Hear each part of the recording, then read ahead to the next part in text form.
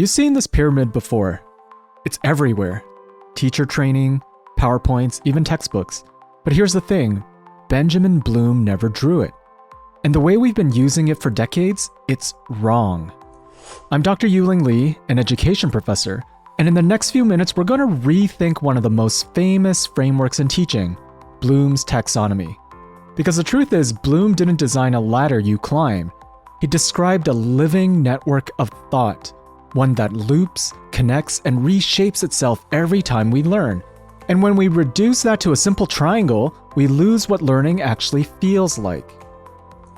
Let's rewind to 1956. Benjamin Bloom and his team of educators wanted to classify types of thinking, from remembering facts to creating new ideas. They called it a taxonomy, not a hierarchy. There was no top, no bottom, just ways of describing what the mind can do. But somewhere along the way, someone drew this, a neat, symmetrical pyramid. And it looked right. It fit how we imagine progress, start at the bottom, reach the top. The problem? The pyramid quietly changed Bloom's idea. It suggested that remembering is less valuable, that creativity only happens after mastery. It made learning seem linear, as if students climb once and never return. But learning doesn't work that way. So if Bloom's pyramid isn't real, what was he trying to teach us? Bloom's team wasn't trying to build a ranking. They were trying to build a language, a shared way for teachers to talk about thinking itself. Their 1956 handbook lists 6 processes: knowledge, comprehension, application, analysis, synthesis, evaluation. No arrows, no steps, just verbs. Each process is a different kind of mental work. Remembering gives you ingredients. Understanding mixes them. Applying cooks them into something new. Analyzing and evaluating tastes what you made. And creating invents an entirely new recipe. But look closely, even the verbs hint that thinking is cyclical. You can't analyze without recalling. You can't create without understanding. You loop again and again. In 2001, Anderson and Krathwohl revised Bloom's taxonomy. They added a second dimension, knowledge types: factual, conceptual, procedural, metacognitive. It crossed with cognitive processes. It's no longer a ladder, but a matrix, a living grid of relationships. Bloom wasn't climbing a mountain. He was mapping a forest, paths that intersect, overlap, and double back. And every learner traces a slightly different trail through it. So if learning's really a forest, why do we keep forcing students onto a single staircase? Because the pyramid feels safe. It promises order. It fits perfectly on a poster. And our brain loves hierarchy, top, middle, and bottom. But the moment we draw that triangle, something dangerous happens. We start ranking minds. Some students only remember. Advanced students create. The visual quietly shapes the value judgment. And that's how Bloom's idea got tangled with another famous triangle, Maslow's hierarchy of needs. Both pyramids climb towards enlightenment.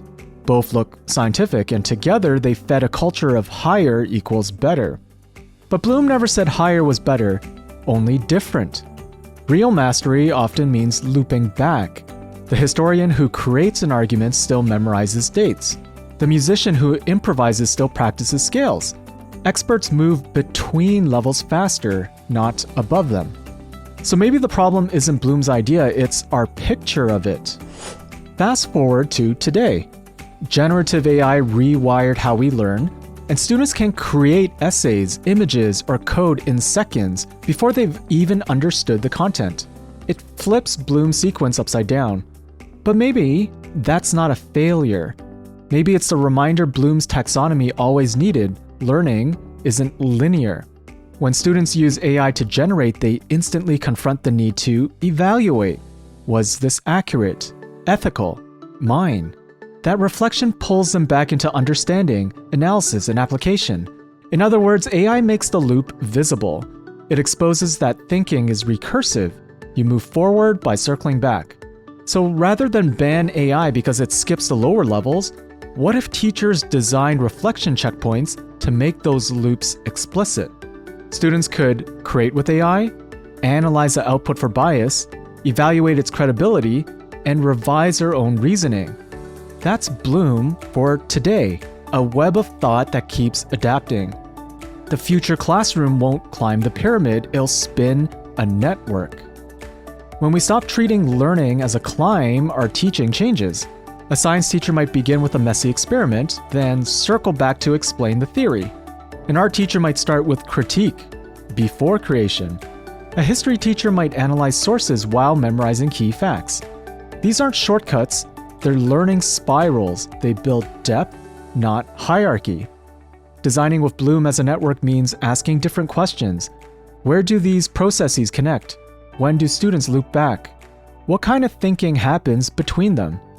That's when classrooms stop feeling like assembly lines and start feeling like studios, places of iteration and growth.